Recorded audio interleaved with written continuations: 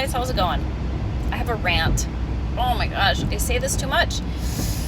I was just scrolling along on Facebook, minding my own business, when I came upon a post that somebody put.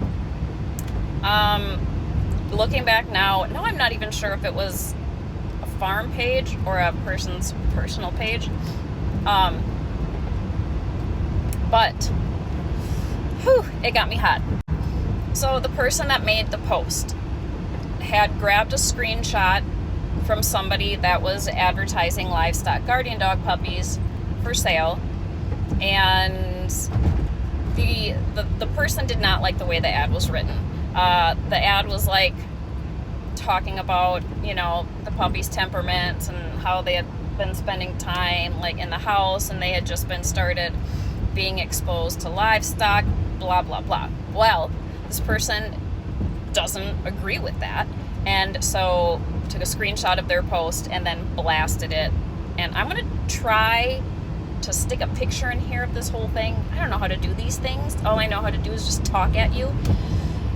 But I'm going to try so you can see what I'm talking about. But anyway, this person was just going on and on saying, this is the kind of person that you should not be buying your livestock guardian puppies from. You need to buy them from people that raise them like with the livestock, with as close to little human contact as possible. And then they're like, our livestock guardian dogs, like I don't remember verbatim, but basically, like, our dogs don't really want anything to do with us, and we like it that way. We got to break this down. This goes against everything, as far as my opinion goes, of how a livestock guardian dog puppy should be raised up. If you follow me, you know that I think that they should be raised up just like a normal house dog for the first roughly 6 to 8 months of life. I'm not saying that they should have zero exposure to livestock, because they need that exposure, but you need to be tied to them. Like, they should be tethered to you for like 6 to 8 months. They need to be leash trained, potty trained, crate trained, all the things with socialization and exposure. Is it a lot more work to do that? Oh my gosh, yeah, it's a ton of work. But the results are phenomenal. Let's take a look at what happens if you raise a dog up the way this person is saying they should be raised up, which is with as little human interaction as possible. The results that you get are much like my 2 rescues that I just took in. That's what that looks like, okay? That looks like a dog that is afraid of their own shadow. That can look like aggression.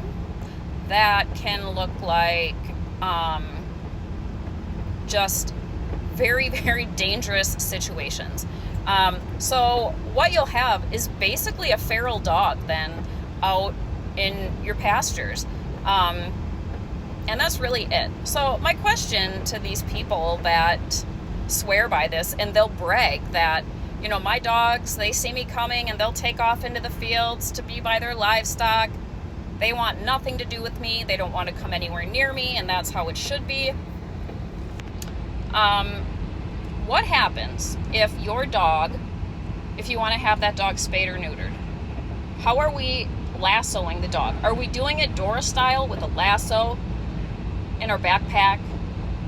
Is that what we're doing? Are we scaring them into like a cattle chute, like you do with cows and sheep and stuff, and then wrangle them? And like, how are we getting them to the vet? Are we carrying them then? Because I'm confused, because mine are like 180 pounds and I ain't carrying them anywhere. Nowhere.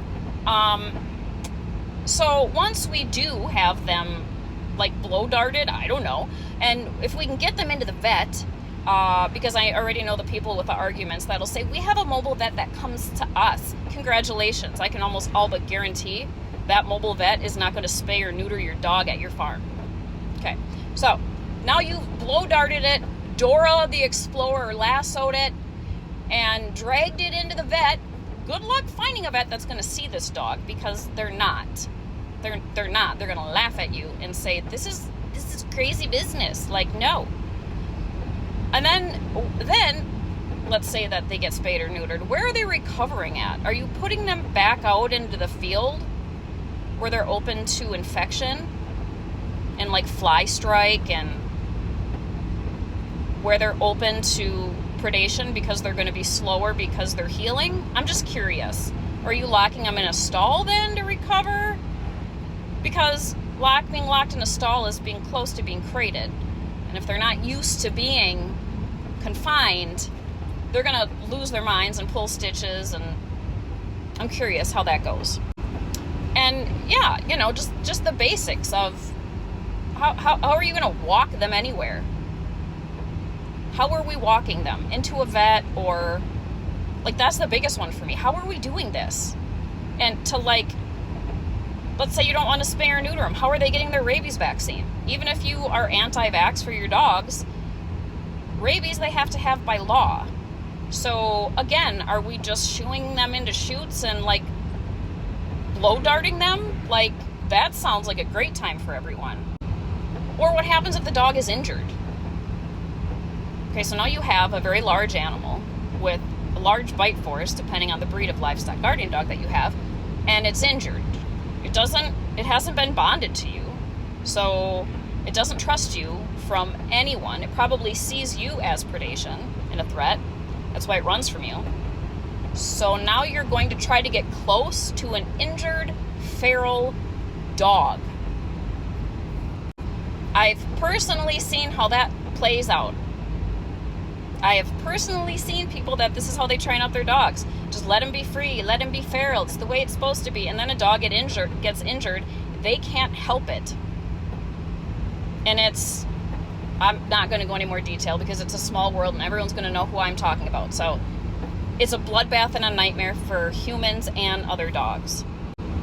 Or for the people, this is my most favorite one, that say this is the way that they were intended to be raised.